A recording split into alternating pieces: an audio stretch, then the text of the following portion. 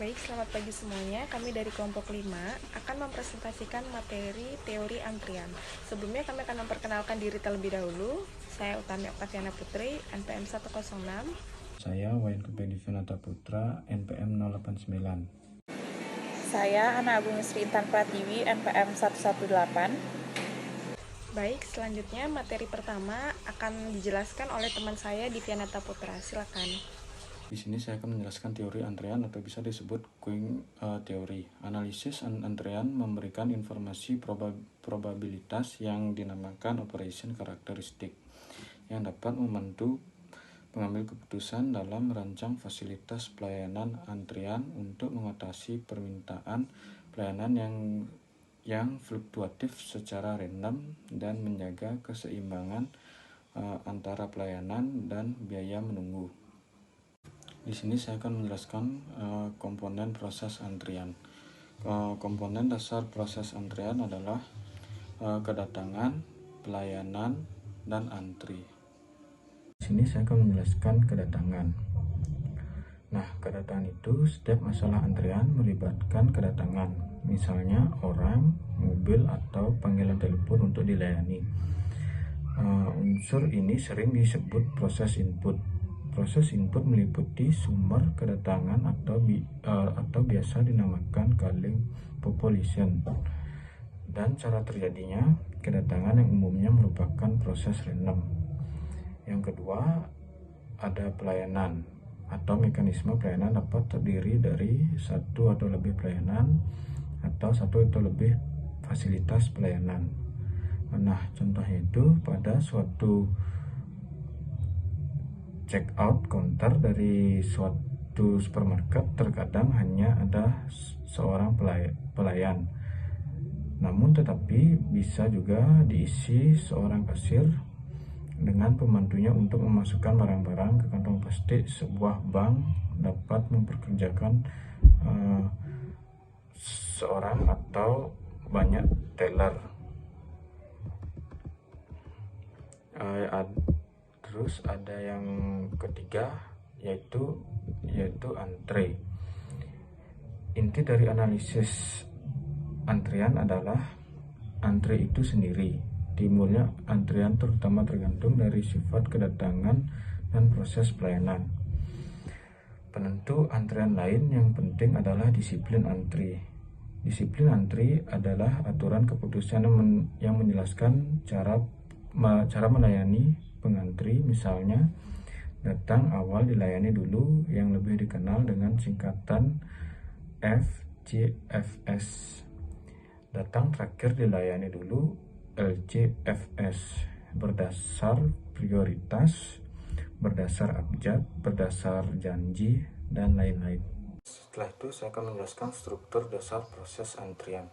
Proses antrian pada umumnya dikelompokkan ke dalam 4 struktur dasar menurut sifat-sifat fasilitas pelayanan, yaitu yang pertama satu saluran satu tahap, yang kedua banyak saluran satu tahap, yang ketiga satu saluran banyak tahap, yang keempat banyak saluran banyak tahap. Terus yang ketiga ada kerangka keputusan masalah antrian.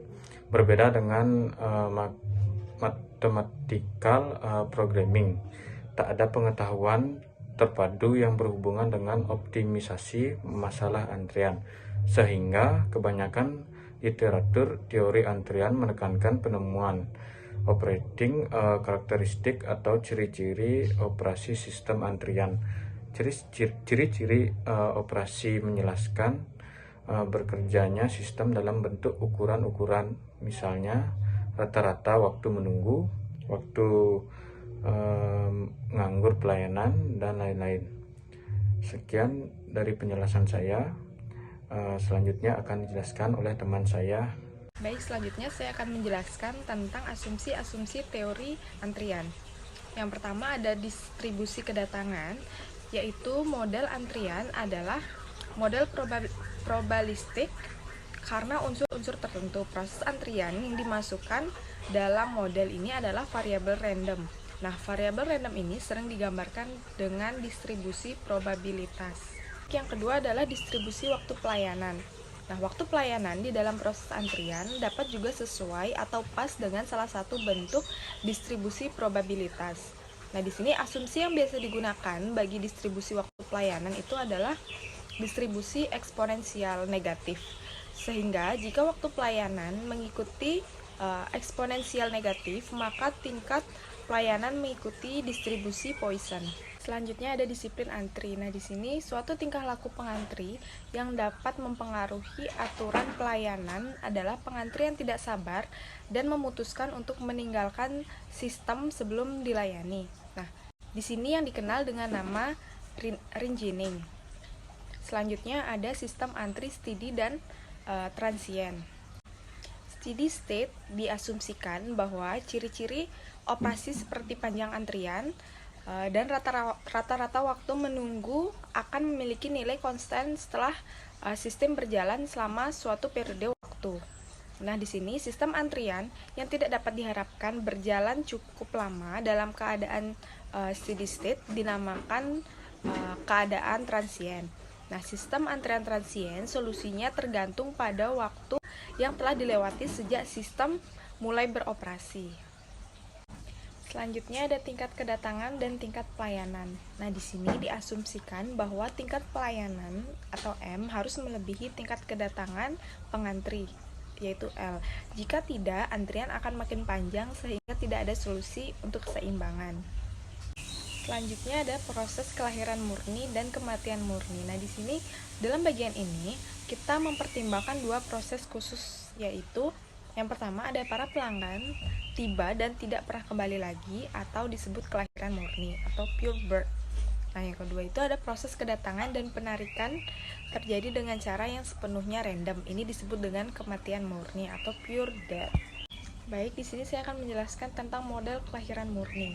Nah, pertimbangkan situasi pengeluaran akte kelahiran untuk bayi yang baru lahir. Nah, di sini akte kelahiran umumnya disimpan di kantor pusat yang diadministrasi oleh instansi pemerintah. Nah, terdapat alasan untuk mempercayai bahwa kelahiran bayi yang baru dan karena itu pengeluaran akte kelahiran merupakan proses yang sepenuhnya acak yang dapat dijabarkan dengan distribusi Poisson. Selanjutnya yaitu model kematian murni. Nah, pertimbangan situasi penyimpanan atau N unit barang di awal minggu untuk memenuhi permintaan pelanggan selama minggu tersebut.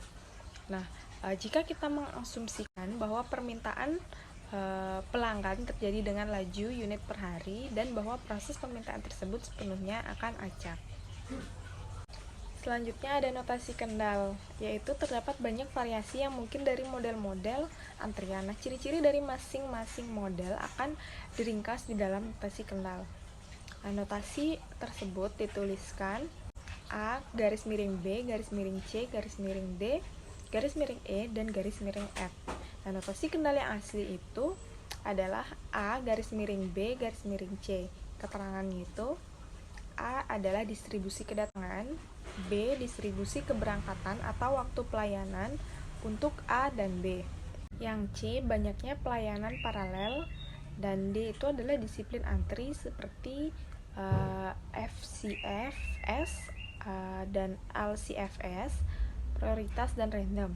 Nah, yang itu adalah jumlah maksimum pengantri dalam sistem. Nah, yang F itu adalah jumlah kedatangan. Materi selanjutnya akan dijelaskan oleh teman saya. Yang keenam yaitu model antrian satu aluran satu tahap M garis miring 1. Pada model ini kedatangan dan keberangkatan mengikuti distribusi Poisson dengan tingkat 1 dan terdapat satu pelayanan, kapasitas pelayanan, dan sumber kedatangan tak terbatas. Ini merupakan model antrian yang paling sederhana dan merupakan salah satu dari dua model yang akan dibahas. Untuk menentukan operating karakteristik atau ciri-ciri operasi dapat dilakukan dengan mudah setelah diperoleh probabilitas dan pengantrian secara sistem PN.